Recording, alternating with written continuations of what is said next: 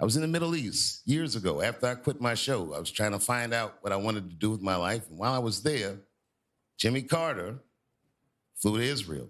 So everybody in the region was talking about a former American president being in the Middle East. And while he was in Israel, a book of his was released, and its title was very controversial in Israel. And the title of the book was Palestine, Peace, Not Apartheid. And people were very mad in Israel. There was a lot of mean stories that came out in the paper, but some people were supportive. And while he was there, Jimmy Carter said, I want to go to the Palestinian territory. And the Israeli government said it's too dangerous. And if you go, we cannot protect you. And man, Jimmy Carter went anyway. I will never forget the images of a former American president walking with little to no security while thousands of Palestinians were cheering him on. And when I saw that picture, it brought tears to my eyes. I said, I don't know if that's a good president, but that right there, I am sure, is a great man. It made me feel very proud.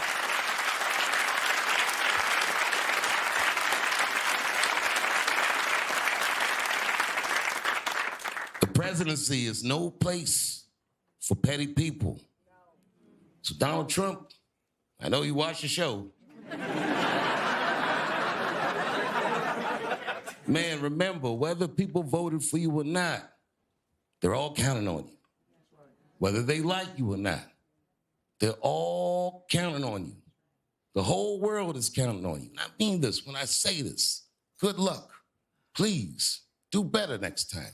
Please, all of us, do better next time. Do not forget your humanity, and please have empathy for displaced people, whether they're in the Palisades or Palestine. Thank you very much, and good night.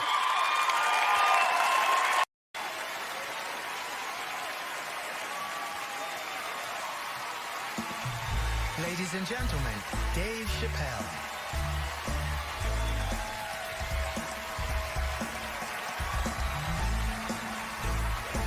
Thank you. Oh, boy, I'm very nervous. No pressure. During the Civil Rights Movement, I can't read what's on the teleprompter. Some about Black America and white America. There's Black Americans and there's white Americans. We're all one America. So if you don't mind, this is not live, is it? I imagine whatever I say, you could just edit it out. Let's try it a few ways. Lou, are you in the booth? I am. All right, good. You know what, Lou? Let's just play around with it and see if we can get it right and get this clip package on, and then let me go home, all right? You got it. All right. Ready? All right, count me in. 5, 4, 3, 2, 1. Wu-Tang. I'm just with you, Lou. Let's do it again. We're gonna do it again. We'll get it right. Here we go, Dave. 5, 4, 3, 2. You know, when I was a comedian starting out in Washington, D.C., right here in this city, 1988, I'll never forget this. It was a comedy club owner that banned profanity from his comedy club. He said it offended his audience, and this was a cause of major concern for all the comedians in the circuit. And we all called a meeting, and we had the owners come, and it was the club owners, and it was the comedians. It was the classic labor dispute. The club owners laid out their case. There cannot be profanity in these clubs because that offends people. And there's a comedian who's still a good friend of mine to this day. He lives right here in Washington, D.C. He stood up and he said, he's black, I should tell you because it's important to the story. He says, I use profanity because I live a profane lifestyle. He says, I don't have an insect infestation in my house. I have roaches.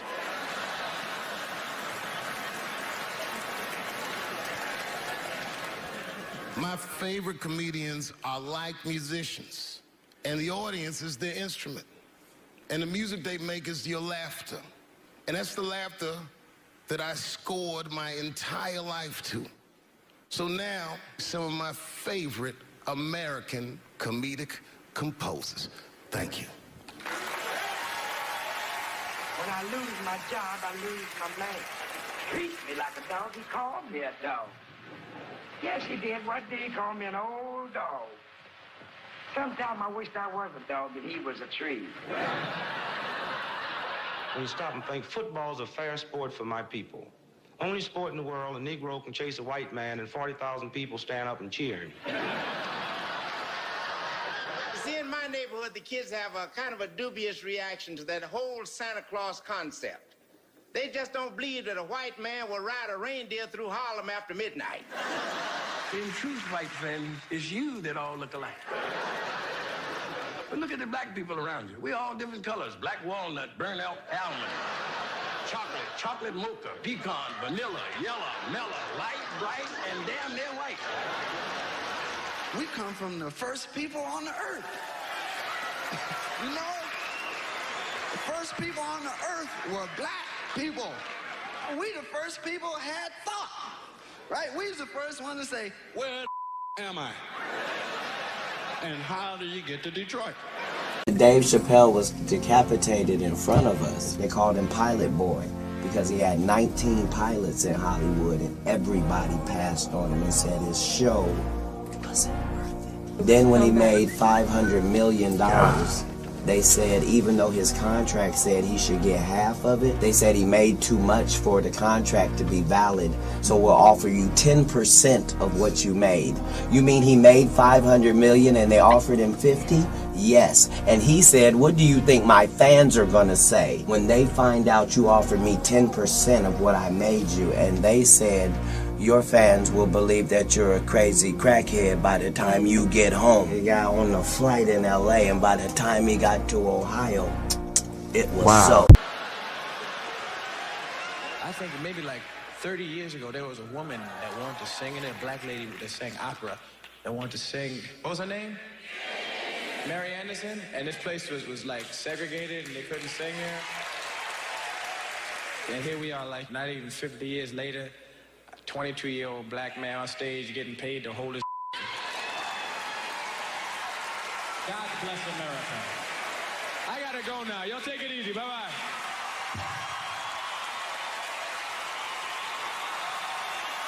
Janelle Monáe, Will Smith, Common, Gladys Knight, and John Legend when we continue. Exactly. I watched a video whereby a lot of people were commenting that Dave Chappelle never went to Israel.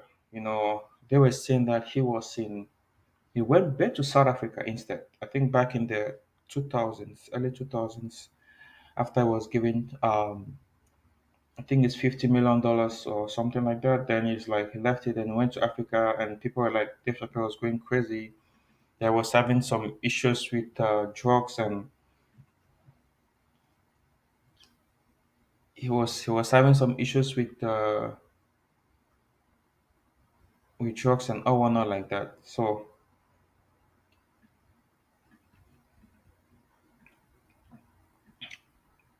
you can't say he never went to Israel, you know, because you were not there with him. So just because you were not there with him, that doesn't mean that he never went there.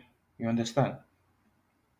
A lot of people are like saying that Dave Chappelle never went. Dave Chappelle was just telling a story, but there's no way for you to disprove it or to say that he was telling a story. You know, I think we should agree with him. I know a lot of people will disagree with him, but I think it is best to agree with him.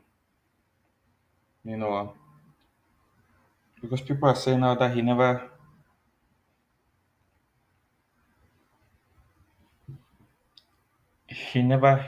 did that. You know, people are insisting that he never did experience that. That it was all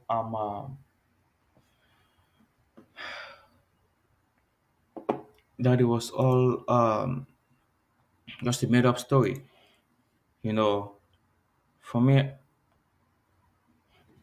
for me, I don't. For me, I don't think so.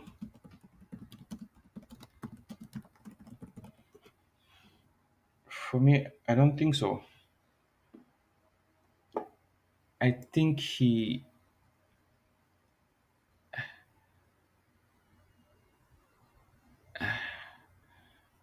I think he did for real.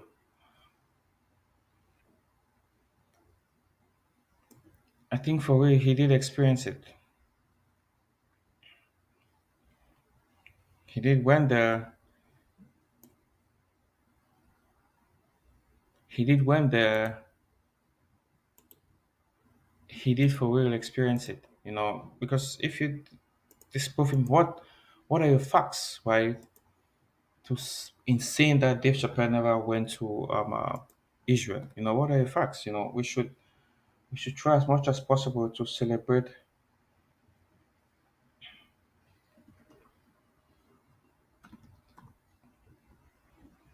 Should try as much as possible to celebrate our comedians, even if you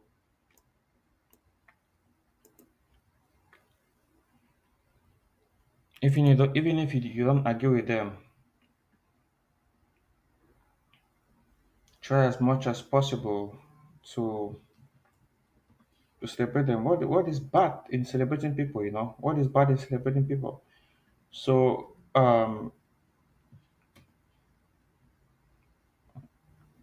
we should try as much as possible to we should try as much as possible to celebrate them. Cherish them, admire them, even if you don't agree with what they do. Jeff Chappelle just giving stance, and he was giving that in respect to late former president Jimmy Carter. So